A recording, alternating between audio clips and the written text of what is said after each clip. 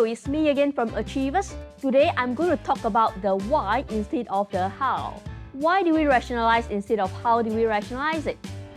Let's take a look at this. Square root 2 is roughly equal to 1.41. Estimate a value of 20 divided by square root 2. What if I'm going to do it this way and insert the value of 1.41 in here? It's going to be very difficult to do. Let's take a look at this instead. 20 divided by square root 2, we're going to rationalize it.